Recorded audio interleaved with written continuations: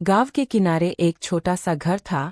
कच्ची दीवारें, टीन की छत और आंगन में एक नीम का पेड़।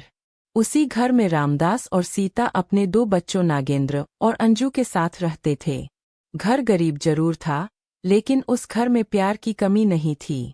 सुबह होते ही मुर्गे की आवाज, चूल्हे का धुआं और माँ की पुकार से दिन शुरू होता था। सीता रोज की तरह रोटी बेल रही थी और रामदास खेत जाने की तैयारी कर रहे थे। नागेंद्र पानी भरकर लाया और अंजू किताब लेकर बैठी थी, पर उसकी नज़र बार बार माँ के हाथों पर जा रही थी। आटा कम था। सीता ने मुस्कुराकर कहा, चिंता मत करो, पढ़ाई करोगे तो एक दिन सब ठीक होगा। नागेंद्र ने उसी समय मन में ठान लिया कि चाहे जितनी परेशानी आए, पढ़ाई नहीं छोड़ेगा। दोनों भाई बहन रोज पैदल स्कूल जाते थे। रास्ते में खेत, तालाब, मिट्टी की सड़क और कभी कभी शहर जाने वाली बस दिखाई देती थी। अंजू हर बस को देखती और कहती, भैया, एक दिन हम भी शहर पढ़ने जाएंगे। नागेंद्र हंस देता, पर अंदर से वह भी यही सपना देखता था। स्कूल बड़ा नहीं था, लेकिन वहाँ एक अच्छे दिल वाले मास्टर जी थे। एक दिन क्लास में सवाल पूछा गया और पूरे कमरे में सन्नाटा छा गया। अंजू ने हाथ उठाकर सही जवाब दिया। फिर नागेंद्र ने बोर्ड पर पूरा हल कर दिया।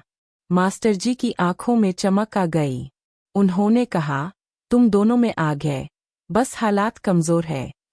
गांव के किनारे एक छोटा सा घर था। कच्ची दीवारें, टीन की छत और आंगन में एक नीम का पेड़। उसी घर में रामदास और सीता अपने दो बच्चों नागेंद्र और अंजू के साथ रहते थे।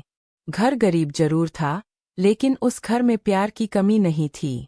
सुबह होते ही मुर्गे की आवाज, चूल्हे का धुआं और माँ की पुकार से दिन शुरू होता था। सीता रोज की तरह रोटी बेल रही थी और रामदास खेत जाने की तैयारी कर रहे थे। नागेंद्र पानी भरकर लाया और अंजू किताब लेकर बैठी थी, पर उसकी नज़र बार बार माँ के हाथों पर जा रही थी। आटा कम था। सीता ने मुस्कुराकर कहा, चिंता मत करो, पढ़ाई करोगे तो एक दिन सब ठीक The होगा। weather is perfect for our Nagendra trip. ने उसी Yes, समय the मन में children will ठान love the लिया कि park. चाहे Yay, जितनी can we go परेशानी Of आए, course. पढ़ाई नहीं छोड़ेगा। दोनों भाई बहन रोज पैदल स्कूल जाते थे। रास्ते में खेत, तालाब, मिट्टी की सड़क और कभी कभी शहर जाने वाली बस दिखाई देती थी। अंजू हर बस को देखती और कहती, भैया, एक दिन हम भी शहर पढ़ने जाएंगे। नागेंद्र हंस देता, पर अंदर से वह भी यही सपना देखता था। स्कूल बड़ा नहीं था, लेकिन वहाँ एक अच्छे दिल वाले मास्टर जी थे। एक दिन क्लास में सवाल पूछा गया और पूरे कमरे में सन्नाटा छा गया। अंजू ने हाथ उठाकर सही जवाब दिया। फिर नागेंद्र ने बोर्ड पर पूरा हल कर दिया। मास्टर जी की आंखों में चमक आ गई। उन्होंने कहा, तुम दोनों में आग है, बस हालात। कुछ दिनों बाद स्कूल में शहर से एक नए शिक्षक आए। उन्होंने बच्चों की परीक्षा ली। पूरे स्कूल में सबसे ज्यादा नंबर नागेंद्र और अंजू के आए। शिक्षक उनके घर पहुंचे। टूटा दरवाजा, अंदर बीमार पिता, काम करती माँ, सब देखकर वे समझ गए कि यह प्रतिभा संघर्ष में पल रही है। उन्होंने कहा, इन दोनों को छात्रवृत्ति मिल सकती है, बस शहर की परीक्षा पास करनी होगी। शहर की परीक्षा का नाम सुनकर गांव में बातें शुरू हो गईं। इतने गरीब बच्चे शहर जाकर क्या करेंगे? कोई बोला। नागेंद्र ने सब सुन लिया, मगर कुछ नहीं कहा। उस रात वह देर तक पढ़ता रहा। परीक्षा का दिन आया। पहली बार दोनों भाई बहन बस में बैठे। शहर की ऊंची इमारतें देखकर अंजू का मुंह खुला रह गया। परीक्षा कठिन थी, पर दोनों ने पूरी मेहनत से पेपर किया। लौटते समय उनके पास पैसे नहीं बचे थे। वे आधा रास्ता पैदल चले। कुछ हफ्तों बाद रिजल्ट आया, दोनों चयनित। छात्रवृत्ति मंजूर। घर में पहली बार खुशी का त्योहार जैसा माहौल था। मगर खुशी ज्यादा दिन नहीं टिकी। शहर में पढ़ाई का मतलब था घर से दूर रहना। सीता रो पड़ी। रामदास ने कांपते हाथ से नागेंद्र का कंधा पकड़ा। बेटा, जाना पड़ेगा। दोनों चयनित। छात्रवृत्ति मंजूर। घर में पहली बार खुशी का त्योहार जैसा माहौल था। मगर खुशी ज्यादा दिन नहीं टिकी।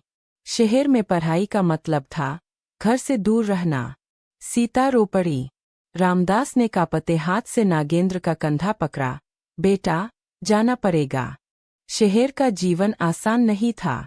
छोटा कमरा, ज्यादा पढ़ाई, कम खाना, नए लोग। कई बार नागेंद्र मजदूरी भी करता ताकि खर्च निकल सके। अंजू को शुरू में डर लगता था, मगर वह पढ़ाई में और तेज निकली। एक दिन अंजू बीमार पड़ गई। फीस भरने और दवा खरीदने के बीच चुनाव करना था। नागेंद्र ने अपनी प्रतियोगिता की तैयारी छोड़कर काम किया और दवा खरीदी। उसने कहा, सपना बाद में भी पूरा होगा, तू पहले ठीक हो जा। समय बीतता गया। दोनों ने स्कूल टॉप किया। फिर कॉलेज, फिर बड़ी परीक्षा। नागेंद्र ने इंजीनियरिंग में जगह बनाई और अंजू ने शिक्षण की पढ़ाई चुनी। दीक्षांत समारोह के दिन जब मंच पर उनके नाम पुकारे गए, तो भीड़ में पीछे खड़े रामदास और सीता रो रहे थे। उनके फटे कपड़े थे, पर सीना गर्व से भरा था। सालों बाद दोनों गांव लौटे, इस बार बस से नहीं, अपनी गाड़ी से। नागेंद्र ने गांव में मजबूत घर बनवाया, पानी की टंकी लगवाई, सोलर लाइट लगवाई। अंजू ने स्कूल खोला, मुफ्त किताबें, मुफ्त पढ़ाई।